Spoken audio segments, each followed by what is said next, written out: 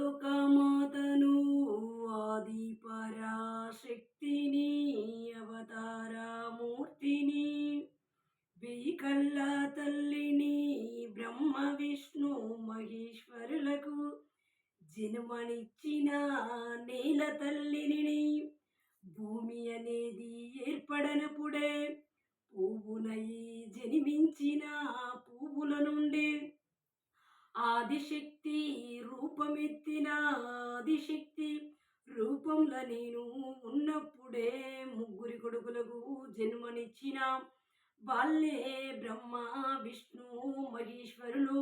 తర్వాత భూమాత రూపమెత్తిన కన్న కొడుకులను చిన్ననాటి నుండి పెంచి పెద్దగా చేసి విద్య బుద్ధులు నేర్పించి కళ్యాణాలు చేయించి గుళ్ళు గోపురాలు కట్టించి భూలోకాన్ని సృష్టించి ఈ లోకాన్ని పాలన చెయ్యమని ముగ్గురి కొడుకులకు సమాన భాగాలుగా రాజ్యపాలన చేసిన తల్లిని భూమాతను.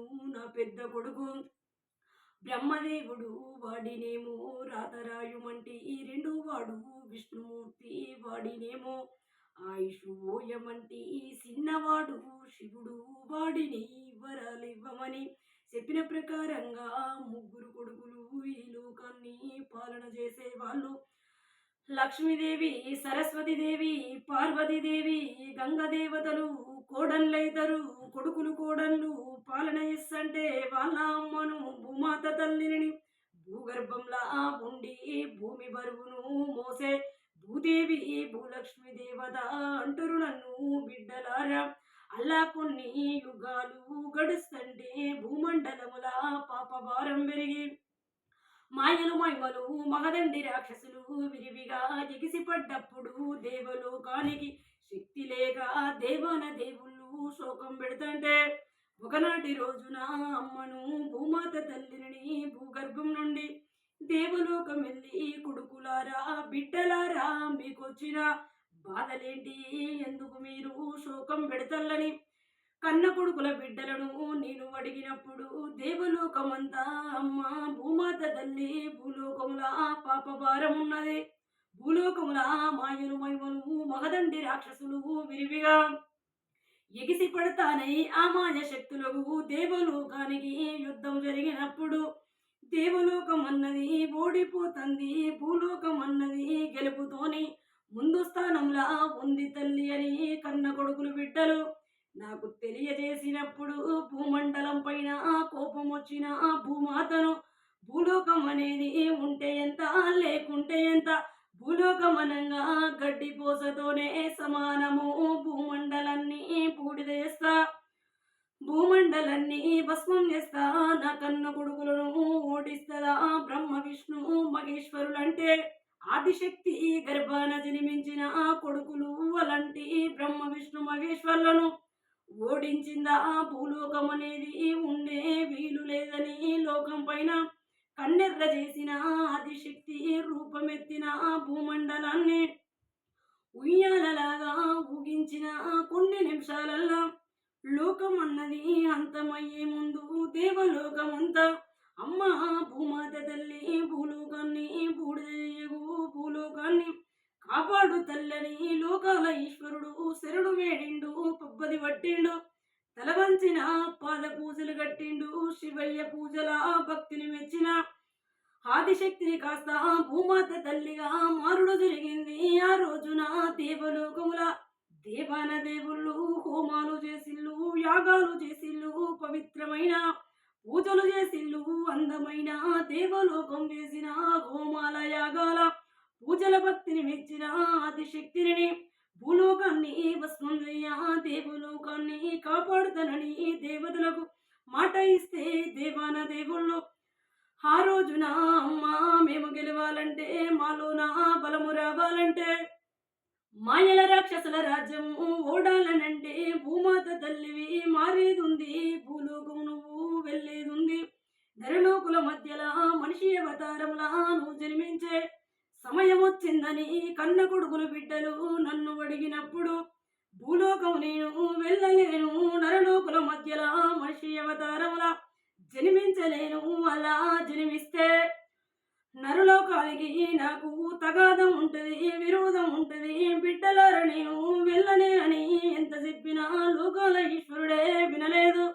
శివయ్య శోకం పెడతాండు. అమ్మా నీ కన్న కొడుకు ఓడిపోతాండు. కన్న కొడుకును గెలిపించే బాధ్యత నీ పైననే ఉంది తల్లి అని లోకాల ఈశ్వరుడు కంటతడి విడిదంటే కన్న కొడుకుకు బాధ ఉన్నదా? భూలోకముల బలమైన రాక్షసులు ఎవ్వరు మరి వాళ్ళు ఎదిరించడానికి భూమాతను మారుతా భూలోకమిలత నరలోకుల మధ్యల మనిషి అవతారములా జన్మిస్తానని 33 కోట్ల దేవన దీపుల సాక్షిగా దేవలోకానికి మాట ఇచ్చిన దేవత రూపాన్ని మార్చుకున్న ఈ జన్మల మనిషి అవతారముల భూలోక నరుల మధ్యల నేను జన్మించుడు జరిగింది. నేను జన్మించినప్పుడు భూమండలం పూయని చెట్లు పూసినాయి, కాయని చెట్లు కాసినాయి. దేవాలయాలల్లా వెలుగని దీపాలు వెలిగినాయి. ఊగని గంటలు మొగల మోతల ధ్వనులతోని ఊగుడు జరిగింది. నరలోకుల మధ్య నరమనిషిలాగా పుట్టి పెరిగిన లోక జ్ఞానం నాకు పెరిగే వరకు లోకాల ఈశ్వరుడే కంటికి రెప్పలాగా కాపాడిన భగవంతుడు.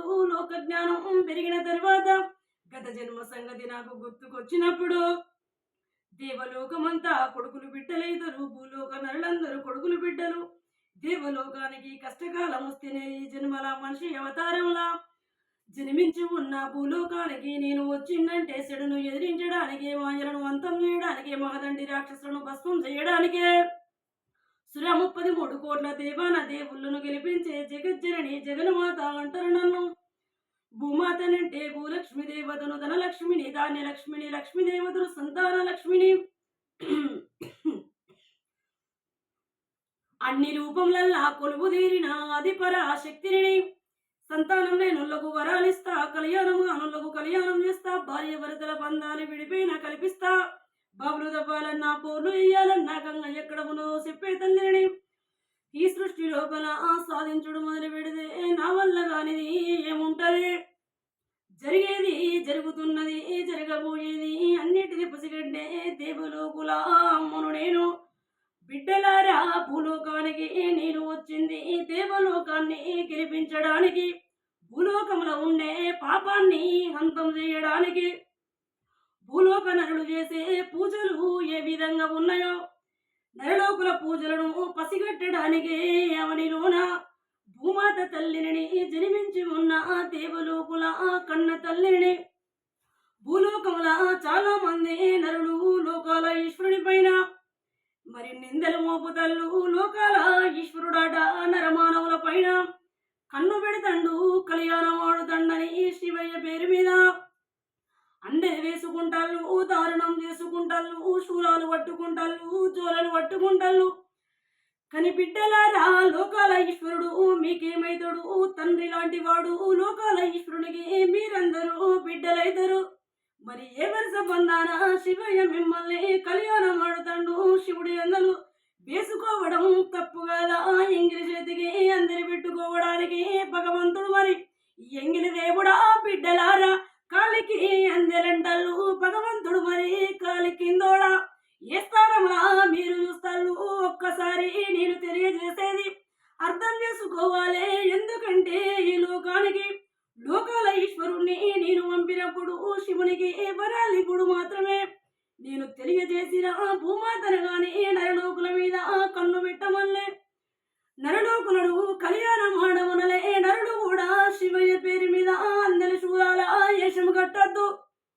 ఒకవేళ శివయ్యనే తప్పు ఉంటే శివయ్య లింగ కారణాల పైన అడుగుపెట్టి తొక్కే జగన్మాతను మరి నరమానవులనే తప్పు ఉంటే నరలోకానికి కూడా శిక్ష విధించుదా భూమాతనంటే. అనుకున్న పనులు జరిపించడానికి భూలోకముల జన్మించి ఉన్న కన్న కొడుకు కష్టపడతాండు, బాధపడతాండు. లోకాల ఈశ్వరుడు లింగ కారణముల శోకం పెడతాండు. బిడ్డలారా మీరందరూ శివుడు శివుడాని శివుడందలేసుకొని శివ పూజలు అంటాళ్ళు. మరి మీకంటే ముందు శివుని గుడి లోపల బ్రాహ్మణులు గాని జంగాలు గాని జంగమ పూజారులు పూజలు పెడతాళ్ళు. మరి వాళ్ళేమో వాళ్ళ మెడల శివయ్య లింగ